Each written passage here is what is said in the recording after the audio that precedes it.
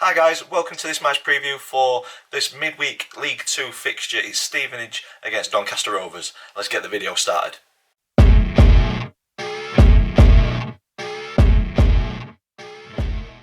So guys, welcome to this match preview, Stevenage versus Doncaster Rovers. If you're an existing subscriber, thank you so much for the continued support. It is greatly appreciated. If this video has brought you to the channel and you like what you see, please consider clicking subscribe so you don't miss any future content. We are on the road to 3,000 subs. It'd be great to get there by the end of the season. If you are new, this is the format that we go through match previews. We'll look at previous meetings between the two clubs, current form across all competitions. I choose a Doncaster Rovers player just to say a few words about, and then I give my opinion on the opponent's one to watch. But as I always say, you know your club much better than what I do, so if there's a Stevenage player that us Rovers fans should be watching out for in tomorrow night's fixture, get them in the comments down below. And then we finish the video off with three predictions. The predicted team lineup thanks to FanHub. Me and the family have got predictions league table, so there's an update on that, and then the all important score prediction at the very end. So without further ado, let's get into previous meetings.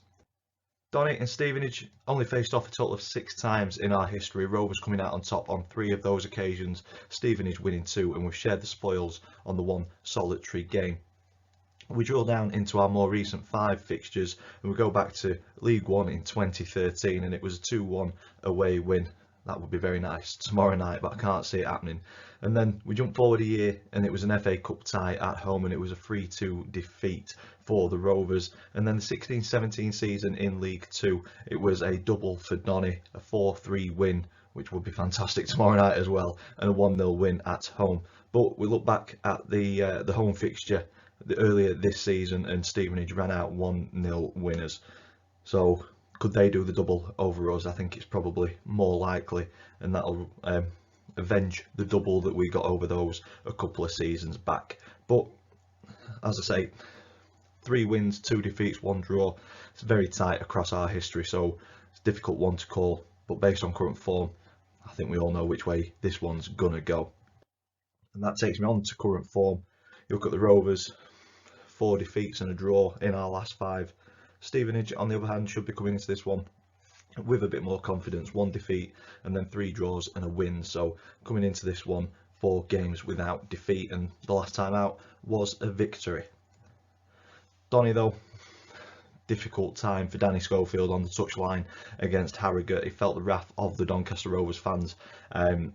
We threw away a 2-goal lead, 2-0 up, and then the game finished 2-2, and the travelling fans housed directly behind the away dugout, and they made their feelings heard as Rovers crumbled under pressure once again. All reports that I'm reading online said that as soon as Harrogate got a goal back, it was only going to go one way, and yet again I feel like I'm repeating what I'm saying.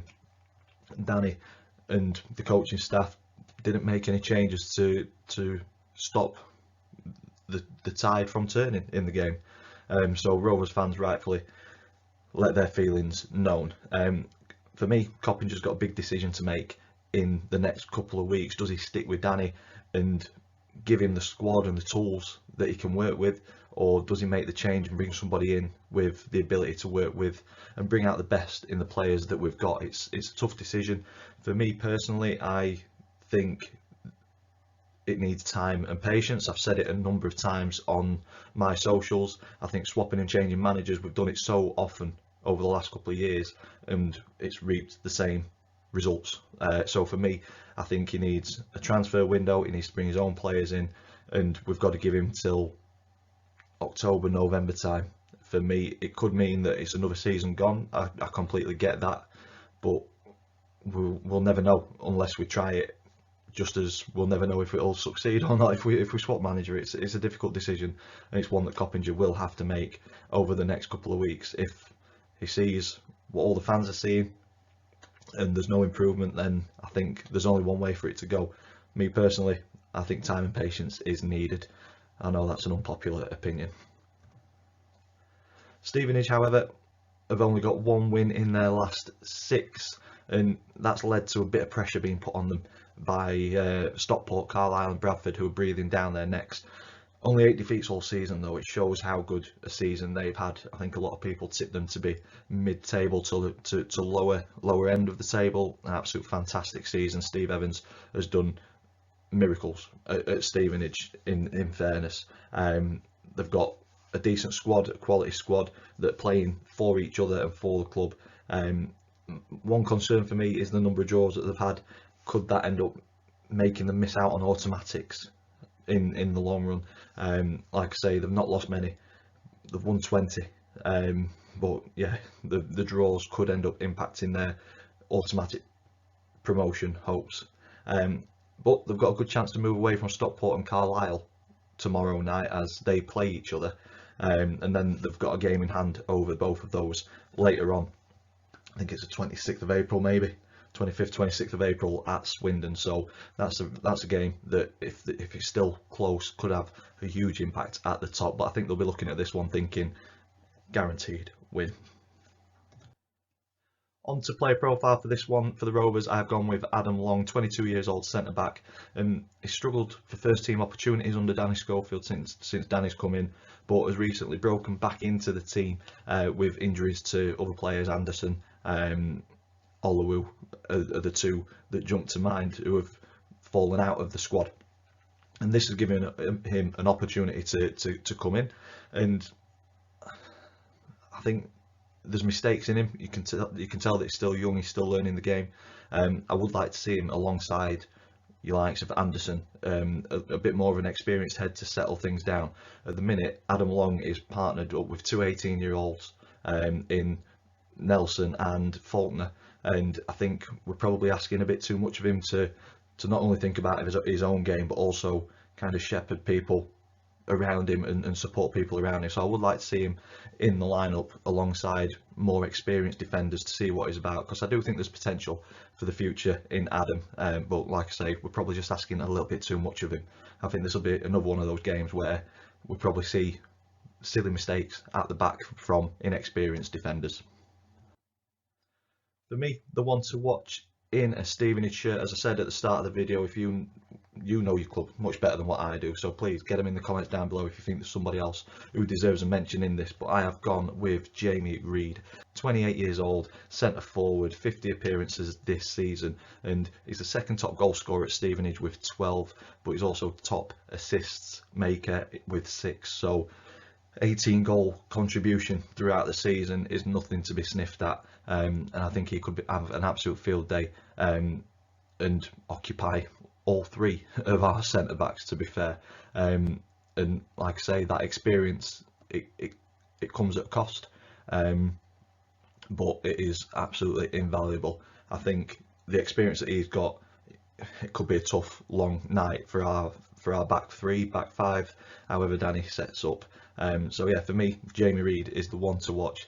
I think he could at least add to his assists, if not his goal tally, tomorrow night. So there we go, Jamie Reid, one to watch for Stevenage in my opinion. Moving on to the predicted team lineup. So I have stuck with my last video's team lineup. I think it's going to be the same defensive setup. I think we're going to get Mitchell in goal, Nelson, Long and Faulkner as the back three. I can't see Anderson, Oluwu or Roshan Williams dropping into those positions, in all honesty. I'm going with James Brown at right wing back, Luke Molyneux at left wing back. I think he's doing probably better there than what he's done further up the field this season. I'd like to see Tommy Rowe drop back into the team with Ben Close and Zane Westbrook in the midfield.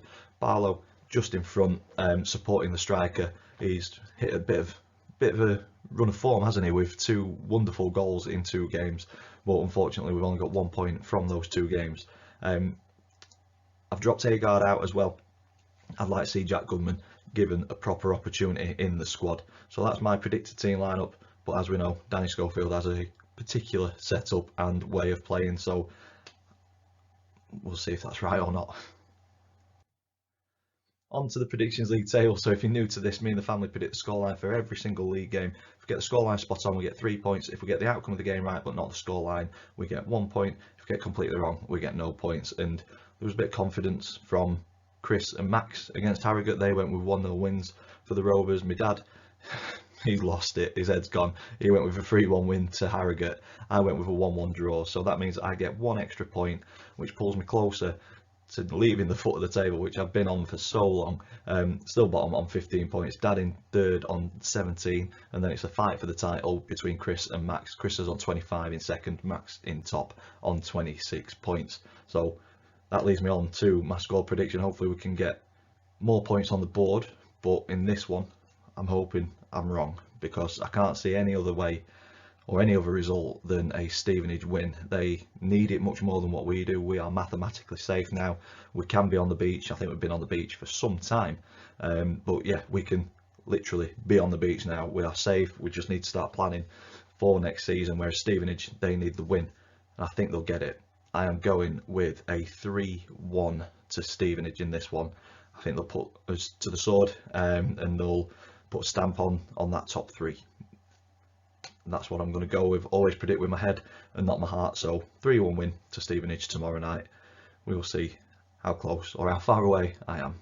And that's where I'm going to leave it. If you've enjoyed it, please stick a big thumbs up on it for us, please. Comments in the section down below. As I said at the start of the video, please subscribe. We're on the road to 3,000 subs. Hopefully we can get there by the end of the season. And all that's left for me to say is thank you for watching, and I will see you in the next one.